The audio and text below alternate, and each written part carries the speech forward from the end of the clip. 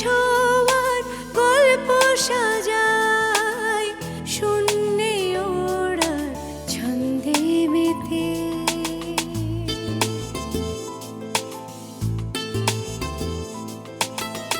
আকাশে যে অসীমের ঠিকানায় সে যেন শুধু দৃশ্য সাজায়।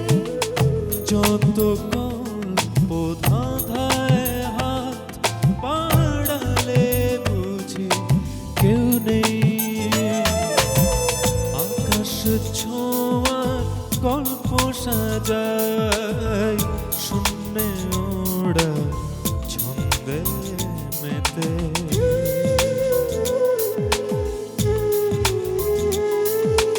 ধাওন্ত তোমার গতি ছুটে চলে অবিচল। আমার আঙিনা প্রজাপতি চঞ্চল। উড়ে উড়ে যাই কত অলি গলি অবিরত। যত কল্প ধাঁধায় মন বাড়ালে বুঝি কেউ নেই। আকাশে ছোঁয়ার গল্প সাজাই শূন্যে ওড়ার ছন্দে মেতে।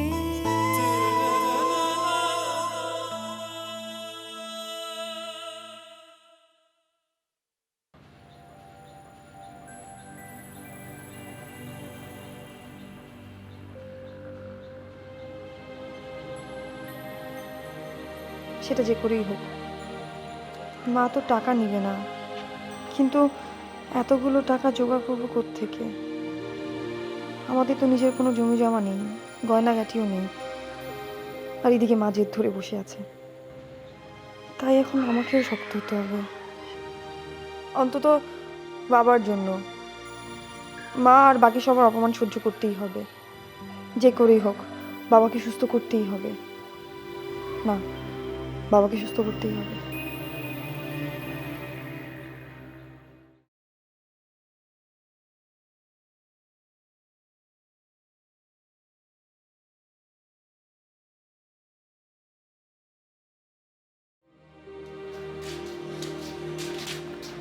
কিরে, কোথায় যাচ্ছিস তোরা? কেন? আহা শোন না, কোথায় যাচ্ছিস? যেখানে খুশি সেখানে যাচ্ছি, তোমার কি? শোন না মিঠু, না, শুনবো না। দাদা আমার, দয়া করে একটু শুন, অন্তত বাবার জন্য একটু শোন।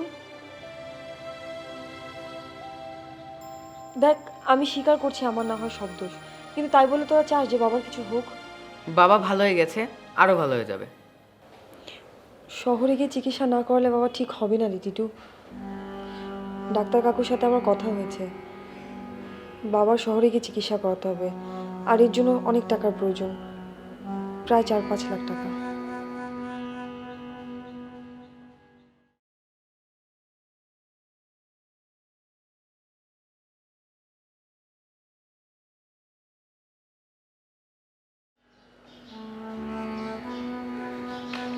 আপনি তো সবই শুনেছেন, এত কিছুর পর দীপাকে আমি কিভাবে নিয়ে যাব? যা শুনেছি তার সত্য মিথ্যা আমি জানি না। উনি তো হ্যাঁ, কাগজ পড়ে উনি অসুস্থ হয়েছেন সেটাও জেনেছি। তাহলে কাগজের লেখা দেখে তুমি গো ধরে বসে আছো বৌমা, কিন্তু নিজের চোখে যা দেখলে তাতে তুমি বোঝো না যে দীপা না থাকলে অমরের সুস্থ হওয়া সম্ভব না? আপনি কি দেখার কথা বলছেন না? কেন তুমি দেখনি অমরের জ্ঞান ফেরার পরে দীপা দীপা করছিল, তুমি ছিলে, আমি ছিলাম, কই আমাদের নাম ধরে তো ডাকেনি।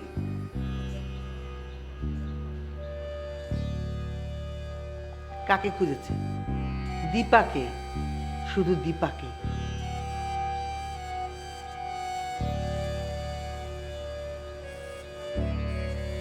বোমা, তোমার এই রাগ, জেদ, অভিমান অমরের ক্ষতি করবে। তাছাড়া টাকা, এতগুলো টাকা তুমি কোথায় পাবে মা? টাকা? কিসের টাকা? বাবার অপারেশনের জন্য 4 থেকে 5 লাখ টাকা তো লাগবেই। দিদির কাছে টাকাটা আছে, কিন্তু মা তো নিতে চাইছে না। বৌমা, তুমি তো আমাকে এই কথা বলনি। শোনার পর আমার মাথা ঠিক ছিল না। আমি আপনাকে কি বলবো মা? ভালো জ্বালাতন তো। মানুষের কাছে টাকা না থাকলে মানুষের মাথা খারাপ হয়। আর তোমার কাছে টাকার জোগাড় আছে, দীপা দিতে চাচ্ছে, আর তুমি নিতে যাচ্ছ না। তোমার এত অস্থিরতা কেন? মা আসলে রাগ করে দীপাদির টাকাটা নিতে চাইছে না। চুপ করবে, চুপ। ওকে চুপ করালে হবে? দীপার কাছ থেকে টাকাটা যদি তুমি না নাও, তাহলে এতগুলো টাকা তুমি পাবে কোথায়? আমি সুভাষকে বলবো। যে ভাই নিজের বাড়িতে একটা রাত থাকতে দিতে পারে না, এত কিছু শোনার পরও যে ভাই। বৌমা, তুমি না পাগল। তোমার ভাই বলে বলছি না। পৃথিবীর যে ভাই এক কথায় অনেকগুলো টাকা বোনের হাতে তুলে দিতে পারে, তোমার ভাই সুভাষ সে দলের না। এ তো গেল যেসব ভাইদের টাকা আছে তাদের কথা। তোমার ভাইয়ের তো টাকাই নেই। তোমাকে মিথ্যে বলে এড়িয়ে যাবার কষ্টটুকু সুভাষকে করতে হবে না। আমি মনে হয় তোমাকে কষ্ট দিয়ে ফেললাম বৌমা। আসলে তোমার বাপের বাড়ি নিয়ে খারাপ কিছু বলার অভ্যেস আমার নেই। তুমি মনে কষ্ট নিও না। আর তোমাকে আমি মা, এসব কথা থাক। মিঠু, বাড়ি যা। বাড়ি গিয়ে চাদর বালিশ আর দীপা তো থাকবার একটু কাপড় চোপড় দিয়ে আয়। যা। আরে না না না না না, ও আমার কাপড় চোপড় কে আনবে ওই নোংরা হাতে? আমার কাপড় চোপড় আর যা যা লাগবে সব গুছিয়ে আমি নিয়ে আসছি। তুমি এদিকে সামলাও। চল, আমি আসছি।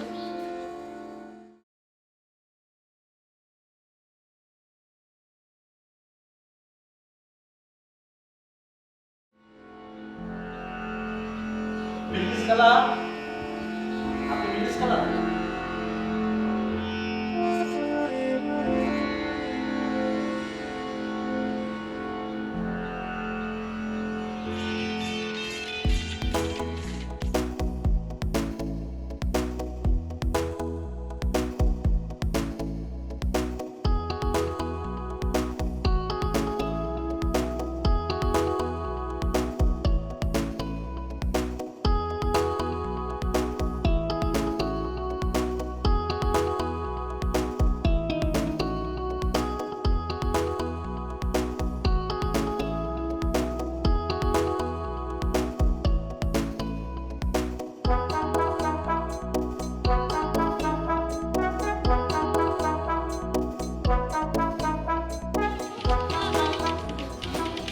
কিরে, এই রাতের বেলাও সাজতে হয়? সাজছি না তো। তাহলে আয়নার সামনে কি করছি? প্র্যাকটিস করছি কিভাবে চোখ মারলে ছেলেরা তাড়াতাড়ি করতে। রমনা, বল কখনো একটা জব দিব। নিজের মায়ের নাম ধরে রাখিস।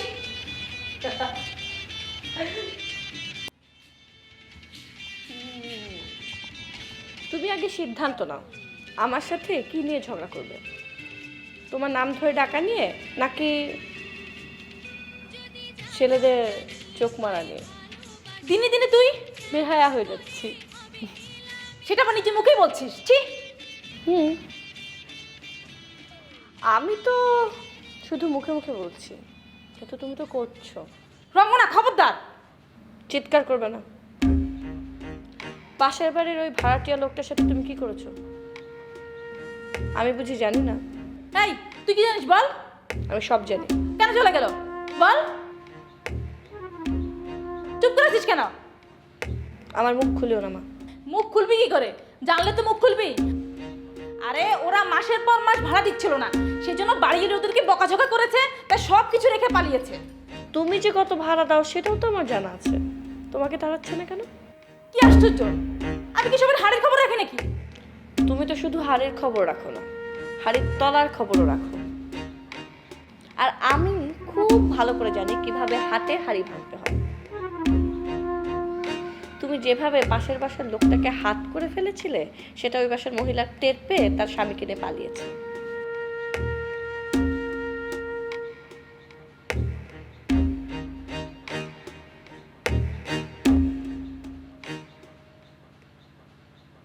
সিস্টার, পেশেন্টকে গাড়িতে তোলা হয়েছে?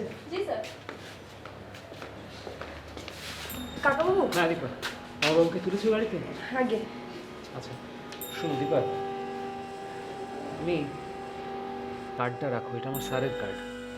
ডক্টর খান খুবই ভালো হার্ট স্পেশালিস্ট। আমার কথা বললে একটু ভালো করে দেখলেও দেখতে পারে, তবে টাকা পয়সার ব্যাপারে কোনো ছাড় দেবেন না। ও আর শোনো, ওই অক্সিজেন নলটা দেখো গাড়ির মধ্যে যাতে ঠিকঠাক থাকে ওনার মুখে, কারণ গাড়ির ঝাঁকুনিতে নলটা কিন্তু খুলে গেলে ওটা ফিক্স করা কিন্তু বড় ঝামেলার ব্যাপার। সমস্যা হবে না কাকাবাবু, এই কয়দিনে আমি ওটা অনেক ভালোভাবে শিখে নিয়েছি। গুড, ভালো করে যেও। হ্যাঁ, এই টিটু পিটু, শোন, আমরা যে কদিন না ফিরি তোরা ভালো মতো থাকবি। আর বধুয়াকে খবর পাঠিয়েছি, তোদের দেখাশোনা করবে, কোনো অসুবিধা হবে না। ও, বাবাকে প্রণাম করেছিস? ঠাম্মা, তুমি কি চেক বইটা এনেছো? হ্যাঁ, এখন লাগবে? না না, ওটা পরে দরকার হবে। আচ্ছা শোন, বাবার অফিসে খবর পাঠিয়েছি, বলেছি যে তোরা এদিকে একা থাকবি, আর তোদের যদি কোনো সমস্যা হয় তাহলে সুভাষ মামাকে ফোন করবি। কি করবি তো?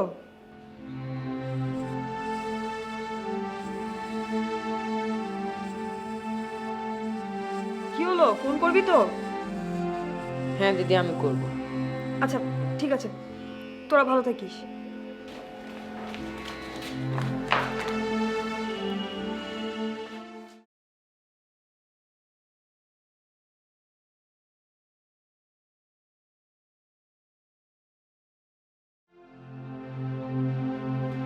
ইস, ওদের জন্য দেখে তোর খুব মায়া।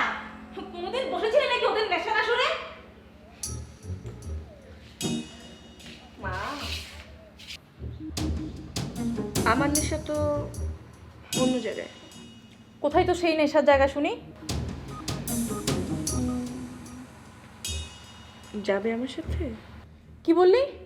হ্যাঁ মা, ফাজিল কোথাকার। যেমন মা তেমন মেয়ে। একটা চড় দিব, মুখে মুখে তর্ক। তারপরও আমার একই কথা, যেমন মা তেমন মেয়ে। রঙ্গনা, শোনো, মুখে মুখে তর্ক করার অভ্যাসটা কিন্তু আমার তোমার কাছ থেকে এসেছে। আমাদের সাথে কোনো ভাড়াটিয়া থাকে না, এর পেছনে আরেকটা কারণ হচ্ছে তুমি তাদের সাথে ঝগড়া করো। তুমি যে কোনো ভাড়াটিয়াদের কাছ থেকে যদি সুবিধা করতে না পারো, তখন তাদের সাথে ঝগড়া করো আর ওরা চলে যায়।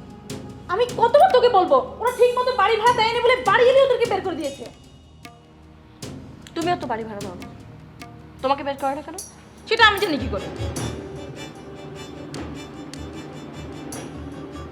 সেটা আমি জানি।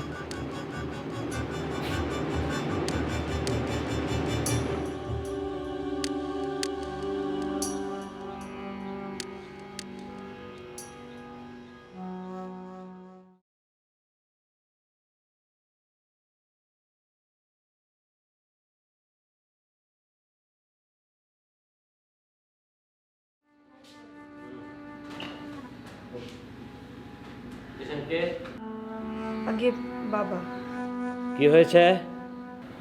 Brain stroke. কবে? কাল রাতে ঠিক 10টা-11টার দিকে। এরপরে একবারও জ্ঞান ফেরেনি? হ্যাঁ ফিরেছিল একবার, কিন্তু খুব অল্প সময়ের জন্য। কথাবার্তা কিছু বলেছে? কাউকে চিনেছে? হ্যাঁ আমাকে চিনেছে, কিন্তু দু একটা কথা বলতে বলতে আবার। ওকে ওকে ওকে ওকে। কি এটা? এলাকায় যত হসপিটালে ট্রিটমেন্ট করানো হয়েছিল এগুলো হচ্ছে তার রিপোর্ট। ওসব লাগবে না, আমি দেখছি। এই, ওই বাইরে যারা দাঁড়িয়ে আছে সবাই কি তোমার লোক? আমার মা, আই মিন পেশেন্টের স্ত্রী, পেশেন্টের মা। মায়ের এখানে কি কাজ? হ্যাঁ, মা আর স্ত্রী মিলে যদি পেশেন্টকে ঠিক করতে পারে তাহলে আমাদের এখানে কি কাজ? হ্যাঁ, না মানে আমরা এই মাত্রই শহরে এলাম তো এখনো। এত কিছু বুঝি না। আমার ক্লিনিকে কোনো অ্যাটেন্ডেন্ট থাকার নিয়ম নেই। তুমি তোমার আত্মীয় স্বজন নিয়ে বাড়ি চলে যাও। যাও যাও, এক্ষুনি যাও।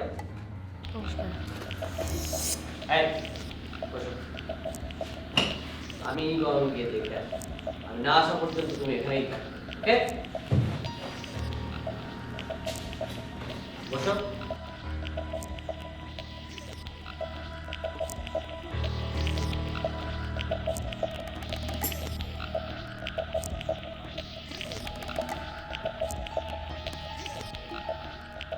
ছি ছি ছি ছি ছি, মানুষ মানুষের সাথে এমন ব্যবহার করে?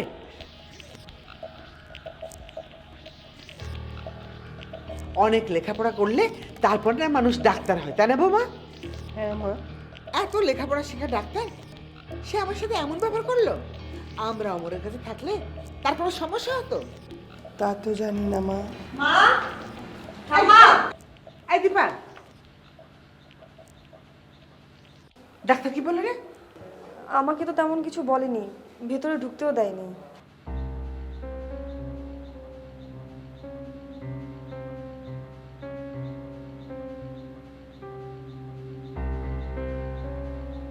কঙ্গনা, হ্যাঁ, কেমন আছো? ভালো আর থাকতে দিলেন কই? কেন, আমি কি করলাম তোমার? দাঁড়িয়ে দাঁড়িয়ে কথা বলবেন না বসবেন? না না, এখানে দাঁড়িয়েই বলি। বলো কি বলবে? লজ্জা পাচ্ছেন কেন? এটা কি নিজের বাড়ি মনে করেন? কি বলছো তুমি নিজের বাড়ি মনে করব? ও, এটা তো আপনারই বাড়ি। আসেন আসেন, বসেন বসেন।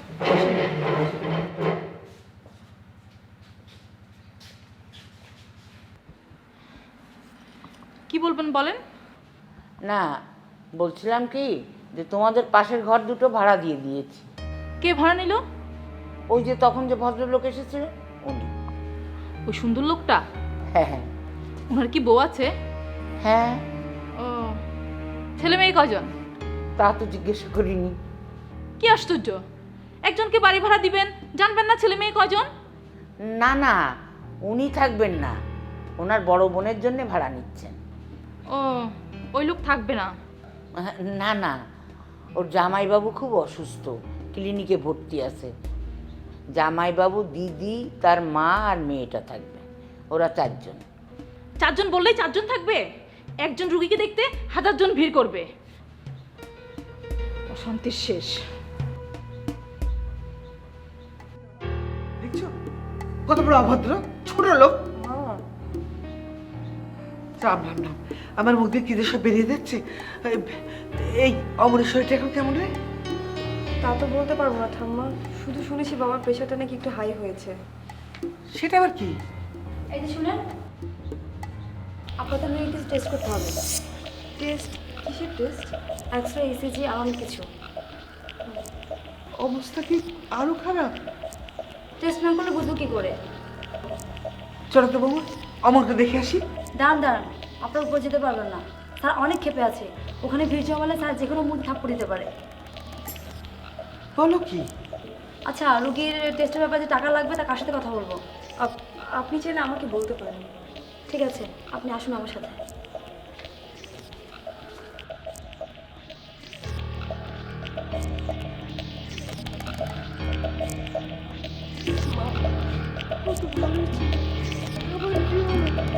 চলো বাবু, দেখে আসি অমরের কি হচ্ছে।